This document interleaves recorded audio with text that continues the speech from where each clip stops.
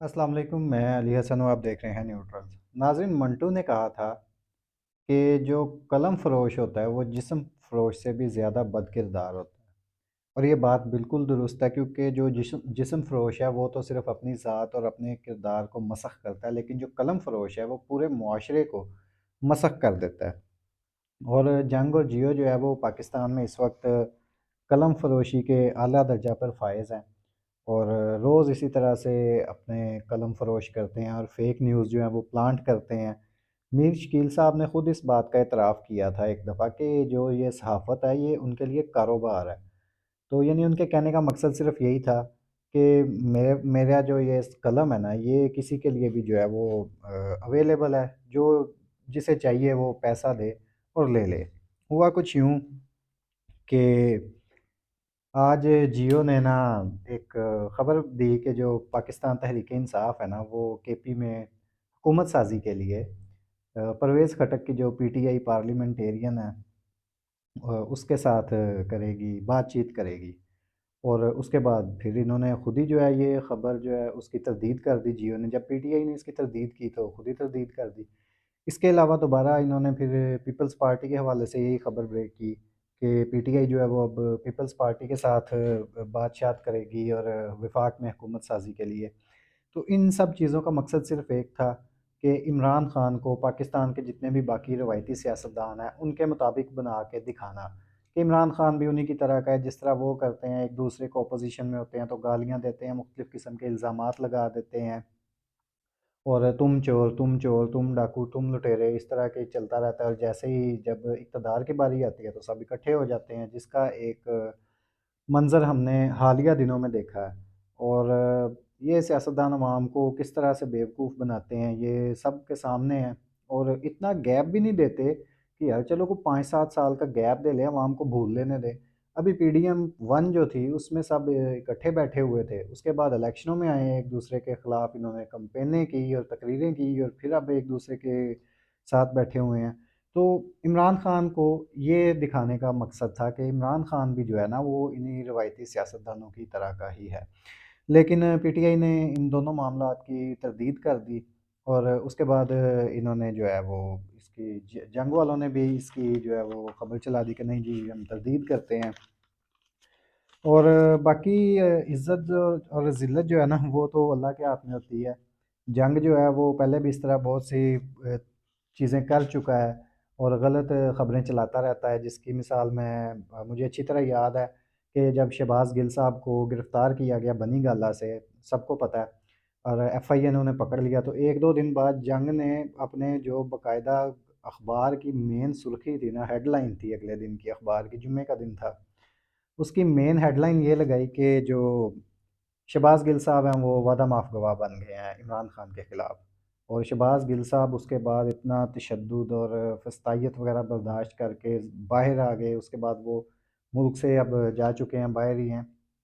लेकिन उनकी जो गवाही जंग वालों ने दिलवाई थी वो पता नहीं किधर चली गई है। वो कहीं पे नज़र नहीं आ रही गवाही उनकी। और शायद हो सकता है कि एफआईए को उन्होंने गवाही ना दी हो, मीर शकील साहब को गवाही दे दी हो। और इसी तरह से फिर बुशरा बीबी की किरदार साज़ी हो, या ख़ावर मानिका का बाकायदा पूरा एक इंटरव्यू कर देना। जियो ने अभी हालिया दिनों में ये काम किया। इसके अलावा वो तोशा खाना वाली जो घड़ी थी, उसके ऊपर वो एक दुबई वाले बंदे का पूरा एक इंटरव्यू चला देना। तो मकसद सिर्फ़ इस चीज़ का यही था कि किसी तरह इमरान खान को थोड़ा-सा नीचे लाया जा सके। और उसका सब कुछ उल्टा हो रहा है। अवाम ने उसे जो है वो फिर वोट दिया है, और अवाम ने इतना वोट दे दिया है कि अब समझ नहीं आ रही कि किया क्या जाए। तो वो जेल में बैठा हुआ है, हुकूमत साज़ी की बात हो रही है, तो बाहर इस तरह के ये बयानिए बनाए जा रहे हैं। और हालाँकि उसने तो जेल में बैठ के आज भी यही बात की है, उसने कहा कि मुझे रिहाई नहीं चाहिए, मुझे अवाम का जो मैंडेट है, मेरी अवाम को मुझे सिर्फ़ वो चाहिए, वो मुझे मिल गया जो, और जो मुझसे छीना जा रहा है मुझे वो मिलना चाहिए। इसके अलावा इमरान खान साहब ने आज कुछ चीज़ों का ऐलान किया है और उसके ऊपर भी काफ़ी जो है वो शोर मच रहा है। उनके ऊपर आते हैं। सबसे पहले तो इमरान खान ने उमर अयूब साहब का नाम जो है वज़ारत उज़्मा के लिए दे दिया है कि पीटीआई की तरफ से वज़ारत उज़्मा के लिए जो नाम है वो उमर अयूब साहब है। बड़ी इन्होंने भी तकलीफ़ें बर्दाश्त की हैं इन पिछले चंद माह में। जो कुछ पीटीआई के साथ हुआ है, और मार वगैरह भी खाई है इन्होंने। और इसके अलावा इनके नाम के ऊपर बड़ा एतराज़ आ रहा है। और मज़े की बात ये है कि जनरल ज़िया की पैदा करदा जमात वाले जो हैं वो इसके ऊपर एतराज़ कर रहे हैं कि उमर अयूब तो जनरल अयूब का बेटा है। अपने गिरेबान में नहीं झांक रहे कि खुद तो पैदावार ही एक जनरल साहब की हैं, और जनरल साहब उन्हें सियासत में लाए जिन्हें वो वालिद साहब क्या करते थे। और अब जो है वो इस नाम के ऊपर एतराज़ कर रहे हैं, एतराज़ बनता भी है उनका। दूसरा जो है वो केपी के अंदर अली अमीन गंडापुर के नाम के ऊपर पहले भी ये खबरें आ रही थी। इमरान खान ने आज फिर इसे कंफर्म किया है कि खैबर पख्तूनख्वा में जो हुकूमत बनेगी तहरीक इंसाफ की, उसके अंदर अली अमीन गंडापुर जो हैं उन्हें वज़ीर आला बनाया जाएगा। इसके ऊपर भी काफ़ी जो है वो शोर मच रहा है कि जी, और बाकायदा तौर पे एक पैगाम भी भेजा गया है। और पैगाम मैं इसलिए कह रहा हूँ क्योंकि फैसल वाडा साहब ने ये चीज़ कही थी कि अगर अली अमीन गंडापुर केपी के वज़ीर आला बनते हैं तो वहाँ पे गवर्नर राज का ऑप्शन होगा। यानी वो हुकूमत जो है वो फिर नहीं चलेगी, वहाँ पे गवर्नर राज लगा दिया जाएगा।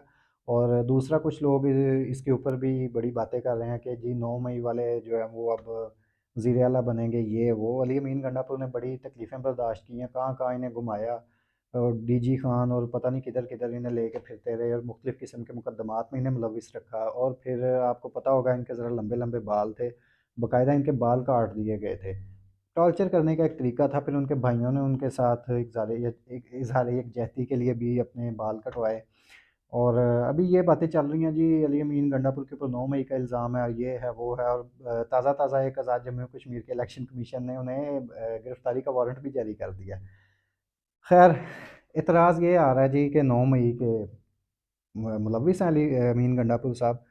तो अगर मेमो गेट वाले इक़्तिदारों में आके बैठ सकते हैं, तो अली अमीन गंडापुर के ऊपर तो अभी इल्ज़ाम है, साबित तो किसी अदालत में नहीं ना हुआ। दूसरी बात ये है कि अगर डॉन लीक्स वाले आके इक़्तिदार में बैठ सकते हैं, तो अली अमीन गंडापुर से क्या तकलीफ़ है? ये सोचने वाली बात है ना। और तीसरी जो इमरान खान ने अनाउंस किया पंजाब में वज़ारत आला के लिए, वो मियाँ असलम इकबाल साहब का नाम दिया है। मियाँ असलम इकबाल साहब को भी आप सब लोग बड़े अच्छे तरीके से जानते हैं, बड़े दलेर और दबंग किस्म के सियासतदान हैं। और जिस तरह से उन्होंने बड़ा टफ़ टाइम दिया था अपोज़िशन को, ये अपनी जो है पंजाब में नून लीग की थी जब, तो उन्होंने भी बड़ी दलेरी के साथ जो है वो अपने इस पिछले दौर का जो है वो सामना किया, फस्तायत का, जुल्म का, जबर का, मुख्तलिफ़ किस्म के मुकद्दमात, उनके घर पे भी रेड होती रही। यहाँ तक कि उनकी बेचारी बेटी की शादी थी और उसका ज़ेवर तक नहीं छोड़ा और वो पुलिस वाले ले गए। उन्होंने ये ट्वीट करके भी बताया था। तो उन्होंने भी दलेरी के साथ मुकाबला किया है। उनके ऊपर भी अब ये एतराज़ात तो आएँगे क्योंकि इमरान खान का बंदा है। और सलार खान काकड़ बलूचिस्तान से इनका नाम आया, नौजवान सियासतदान है और बड़े यंग एनर्जेटिक हैं। इनका नाम आया है इमरान खान की तरफ से कि बलूचिस्तान असम्बली के जो वज़ीर आला के तौर पे पीटीआई के नामज़द करदा उम्मीदवार होंगे वो सलार खान काकड़ होंगे। तो इन सब नामों के ऊपर जो है वो एतराज़ आ रहा है। और जबकि दूसरी जानिब अगर देखा जाए तो जो पंजाब के अंदर मुस्लिम लीग नून की मरीम नवाज़ साहिबा, उनके ऊपर किसी किस्म का कोई एतराज़ नहीं आ रहा।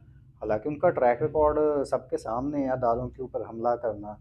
और ख़ुद ये चीज़ मानती है मेरे पास फ़लाने की भी वीडियो, फ़लाँ की भी वीडियो, जिसे दिल करे ब्लैकमेल कर लिया जाए। और इन वीडियोज़ के ज़रिए वो लोगों को ब्लैकमेल करती हैं और धमकियाँ देती हैं। और अगर इदारों के ऊपर लफ्ज़ी हमला भी वो करती हैं, इदारों के ख़िलाफ़ नारे भी लगवाती हैं और पथराव भी जो है वो इदारों के ऊपर करवा देती हैं। ठीक है, नैब के ऊपर उन्होंने जिस तरह से पथराव करवाया था जब इनकी पेशी थी, तो उनके ऊपर किसी किस्म का एतराज़ जो है वो किसी तरफ से नहीं आ रहा। लेकिन इन सब के ऊपर एतराज़ आ रहा है। लेकिन बात ये है कि ये सब जितने भी नाम इमरान खान ने दिए हैं ना, ना तो ये इमरान खान का इनमें से कोई भाई है, ना भतीजा है, ना कोई मामा है, ना कोई चाचा है, ना कोई समधी है। ये सब अवामी लोग हैं जो पार्टी में आए थे, पार्टी में इन्होंने अपना काम किया और एक मुकाम तक पहुँचे। और आज जो है इमरान खान ने इन सब के नाम दिए हैं। बाकी इन लोगों के इमरान खान ने नाम दे दिए हैं और इमरान खान ने अपने जो है वो बंदे बता दिए हैं कि कौन से सूबे में किस ओहदे के लिए कौन-सा बंदा होगा। ये चीज़ें थी। और इसके अलावा मौलाना साहब क्या एक बड़ा दबंग किस्म का एक तो उनका इंटरव्यू है, उसके ऊपर अगली वीडियो में बात करेंगे। और अभी जो है वो पीटीआई वाले जो है वो मौलाना साहब की तरफ बैठे हुए हैं जब मैं ये वीडियो रिकॉर्ड कर रहा हूँ। और मौलाना साहब के साथ बातचीत जो है शुरू हो गई थी, क्योंकि कल मौलाना साहब ने एक प्रेस कॉन्फ्रेंस की थी जिसके अंदर उन्होंने थोड़ी सी लचक दिखाई थी पीटीआई के लिए, और उन्होंने ये कहा था कि पीटीआई के साथ हमारी जंग ज़हनों की है, जिस्मों की नहीं है। तो थोड़ा-सा उनकी तरफ से लचक दिखाई गई थी। आज जो है वो पीटीआई की तरफ से लचक दिखाई गई है, और पीटीआई वाले जो हैं वो आज बैठे हुए हैं वहाँ पे बात कर रहे हैं, और हमायत माँगने गए हैं। उन्होंने पीटीआई ने हमायत माँग ली अपने वज़ारत उज़्मा के उम्मीदवार के लिए। तो ये अब तक के लिए थी। अगली वीडियो के अंदर मौलाना फजलुर रहमान साहब वाले मामले पे बात करेंगे, जो इन्होंने बहुत बड़ा एक इंकशाफ कर दिया, और ये इंकशाफ कोई आम इंकशाफ नहीं है। बहुत बढ़िया इंकशाफ है। अगली वीडियो में इंशाल्लाह आपसे मिलते हैं। अल्लाह हाफ़िज़।